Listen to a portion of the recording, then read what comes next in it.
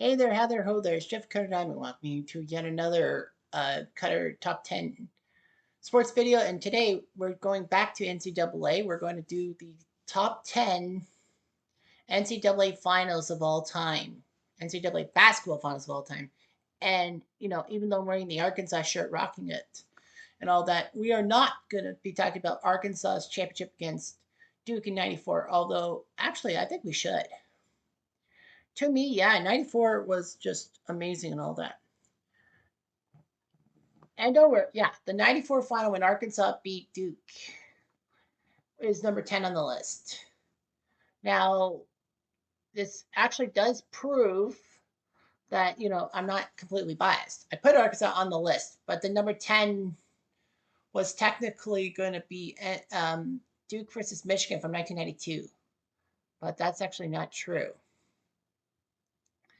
In So 94, Arkansas took care of things against Duke. Arkansas was a 1 seed. They were looking pretty impressive to be the team that everyone thought would win a national championship.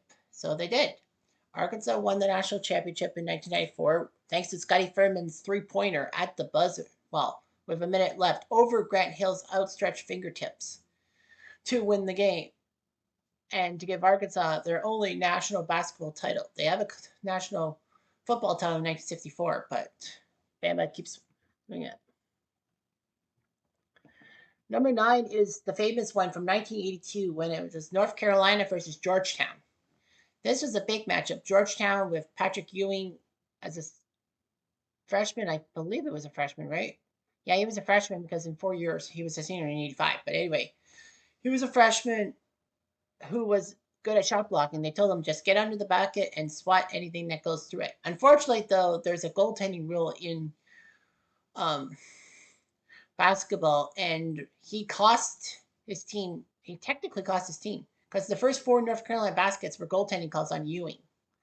Nevertheless, Georgetown still had a good chance, and with North Carolina putting up guys like Sam Perkins, Michael Jordan, and Jimmy Black and James Worthy, the Tar Heels gave the ball to Jordan, who with 17 seconds left hit a jump shot to make it 63-62. However, Georgetown still had a chance, and weirdly enough, I don't know if they had a timeout, but I don't think they did. So Georgetown went up the road, and Fred Brown looked for a pass to Sleepy Floyd, but somehow he didn't see James Worthy darting in view. He grabbed the ball, made the steal. He missed the 2 free throws, but it doesn't matter. North Carolina beat Georgetown to be the champs, and MJ's heroics was huge. And no, that did not lead MJ to go to the NBA because he waited 2 more years till 1984 to get to the NBA. Number 8 is the 1966 matchup between Texas Western, now known as UTEP, and Kentucky. It was much more than a basketball game. Texas Western got to the final with their all black, the all black starting rotation. So 5 black players for Texas Western against Kentucky, who brought 5 white players on the court. Well, Kentucky had no blacks on their team. It was all about racial segregation and the fact that Kentucky refused to segregate and all that, to desegregate, if you will. But the fact of the matter was that UTEP shocked the world by winning 72-65. It was amazing to see.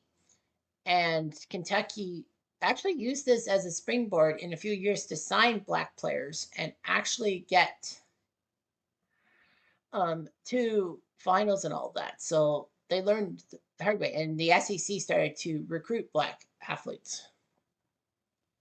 Number 7, Villanova, North Carolina from 2016. It was drama and all that. Nova, who was trying to win their first national title in 31 years, took on North Carolina, who are technically a powerhouse. Unfortunately, though, North Carolina was in for it. But then Marcus Page somehow off balance hit a 3-pointer to tie the game with 5 seconds left. Villanova had the ball, called timeout, and then raced up the floor for Chris Jenkins to get a flip pass, shoot it with 9/10 of a second left, score the buzzer beating 3, 77-74 in the pavilion at Villanova University went bananas, and so did Rolly Massimino, who was the head coach of the 1985 Nova squad, who was uh, near the bench. It is regarded as the best finish in NCAA tournament championship game history. I mean, come on. You really think it wouldn't be? I mean, it was a buzzer beater to win the title.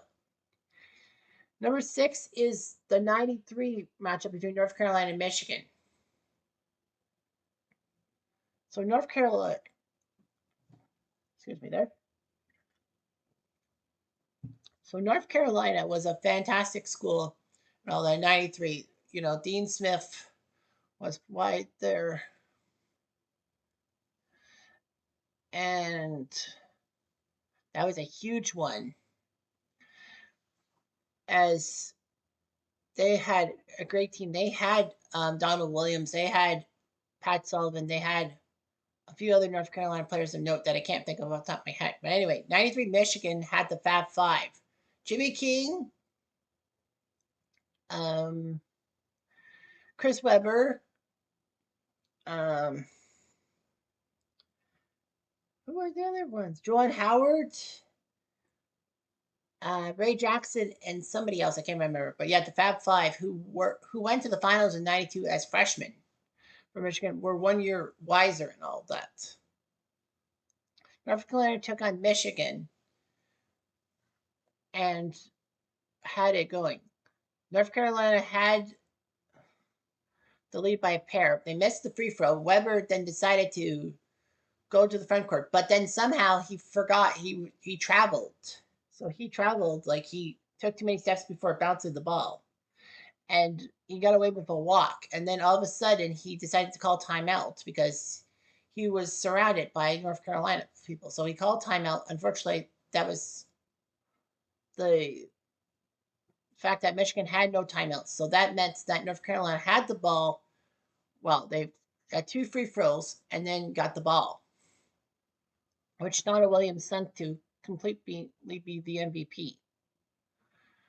It is a massively discussed and debated endings, but I think Weber was taught to call timeout in those situations, and he did. Unfortunately, this would be the last straw for Weber as a college player, and then he famously decided to declare for the NBA draft, got picked #1 overall. But his career was not the best. Injuries, well, he was good for Sacramento. But the fact of the matter is that C-Web was actually the reason why Michigan tactically didn't play in the '93 finals. Although you're thinking, yes, they did. They played in '93. Well, unfortunately, there was this massive booster by the name of Ed Martin who gave money to Chris Webber and his family. And so Michigan had to forfeit their 92 and 93 finalist spots. At least they're not like the 2013 Louisville Cardinals, who technically had to forfeit their national championship because of improprieties. Number 5 is the heated matchup between Kansas and Memphis 2008. It was a massive whoop. Memphis was trying to get their first title ever and give small mid-major schools a chance to shine in the limelight, because Memphis was not really known for anything. And Kansas, was a legendary team. Memphis led by 9 points with 2 minutes to play, and it looked like Memphis was going to get their first NCAA title. But Kansas came close, and Mario Chalmers put up a 3-pointer in overtime. To force the game into overtime, and they won 75-68. So Kansas were the champs.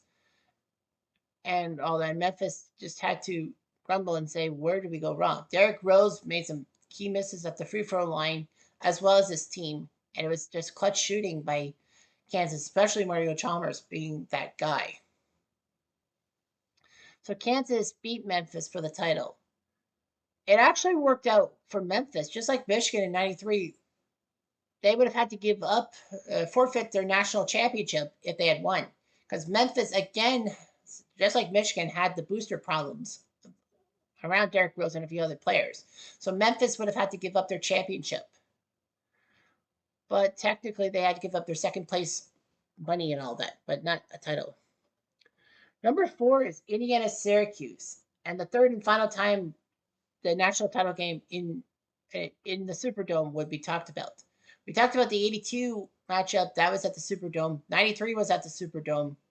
And now 1987 was at the Superdome. Indiana-Syracuse. Bobby Knight, known for his controversial style with the University of Indiana faced off against Jim Boeheim's Syracuse Orange. It was a tight game and all that. And anyhow, it went down to the last few seconds. Syracuse with Derek Coleman looked like they were pretty good, but then all of a sudden Keith Smart put up a massive jumper with 5 seconds left in New Orleans to make it 74-73. It was intensity and the clutch performance that Bobby Knight got his third NBA title. It didn't take till 16 years later for Syracuse to finally win the national title. But yeah, Keith Smart was a hero, and he even played in the Continental Basketball Association, when I had teams in Canada. So Keith Smart played for a Canadian team, which was kind of nice. Number 3 is Villanova Georgetown, from the year of my birth, 1985. So Villanova was a great team and all that. A massive Cinderella story in the Big East. The Big East was so dominant, they brought three of the Final Four teams. Three of the Final Four teams were actually from the Big East. They were dominating. It would be matchups all around. Georgetown would be the opponent for Villanova in the final. Villanova couldn't get over Georgetown twice in the regular season, including one game on NBC for the Spectrum. Villanova would have to face Georgetown. They were the defending champs, Georgetown. The other Big East team that missed out, that was St. John's, if you must know. The Wildcats played a near perfect game, 78% from the field. So all their 2-point shots, 78% of them went through. The three-pointer was not introduced in college basketball until 1987, so that was big. Yeah, Georgetown was looking to go back-to-back. The Wildcats had to play a near perfect game with shooting. It was tactical brilliance, Villanova's poise under pressure, and really Massimino masterminding the ultimate Cinderella story. Villanova was an 8 seed in that 64-team tournament. So they were projected to probably lose in the second round if everything went according to plan. But Villanova went all the way to the final. And yet Villanova Georgetown was there, and that was big. That Villanova did it. And the year of my birth, that game was played 8 days before I was born, on April Fool's Day. Number 2, 1983, NC State Houston. It was a great matchup. David versus Goliath. NC State were massive underdogs, only while losing 11 games in the season. It was so bad. NC State had to have won the ACC title to make the tournament. And then in the ACC final against Virginia, they beat up on Ralph Sampson and the Virginia Cavaliers, who, was a great defender and #1 draft pick by the Rockets. But NC State beat Virginia to get into the tournament, and then they had to go through a couple of matches, including a double overtime thriller against Pepperdine, just to get to the Final Four, which they beat Georgia, if memory serves me right. Because Houston and Louisville had to face each other in what people called the true national title game, but it wasn't. Houston with Faisal Majama, with Hakeem Olajuwon and Clyde Drexler, who were teammates with the Rockets in 1995 when they won the title. But yeah, Hakeem looked pretty impressive. Clyde Drexler looked pretty impressive too. But anyway, the Wolfpack with Jimmy Valvano took on Houston. And this was in the era before the shot clock in college. There was no shot clock till 1986. So anyway, NC State held on for the last possession, last shot. And then Derek Wittenberg put up a half shot, half pass, and it found Lorenzo Charles underneath the basket. No one was guarding him. And then he dunked it in before the buzzer hit. And NC State won 54-52. It was just amazing what they could have done in Houston. Still to this day, the Cougars have never won an NCAA tournament despite so many chances, including 2025 when they lost the final. But yeah, NC State were the champs. And who knew it? 11 losses. They had to win the ACC tournament just to get in, and no at-larges. And they put the at-large on notice. And of course, #1 is no discussion of NCAA finals can be concluded with Michigan State versus Indiana State. It was a massive matchup in 1979. It was one of the most watched college basketball matches for years on end.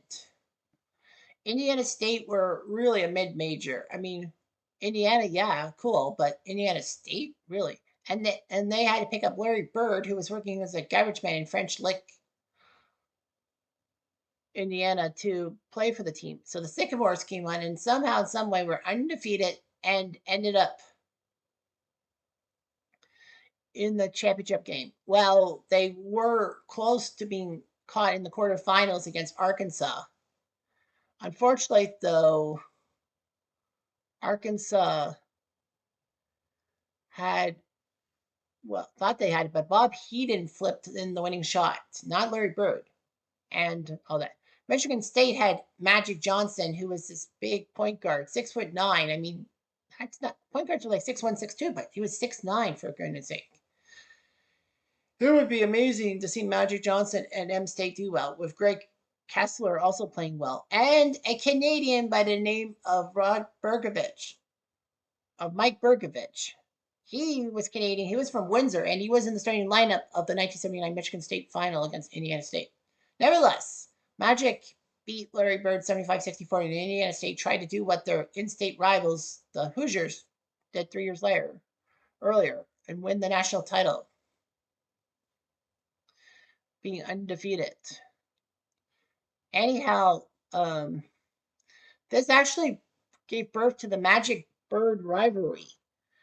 And ironically enough, Magic and Bird would not, this wouldn't be the last major matchup with them. Magic would help the Lakers out. Well, the Lakers drafted Magic Johnson, and he helped the Lakers win in his rookie season, 1980. They won the national title. And then, of course, Boston took Larry Bird in 1978 with a futures pick, as they call him. But yeah, Larry Bird played for Boston, and then Lakers Celtics rivalry was reborn and revitalized. Hello, goodbye. But yeah, Magic versus Bird will always be home sweet home, number one. That's just how it goes. Anyway, I'm Jeff Diamond. I do.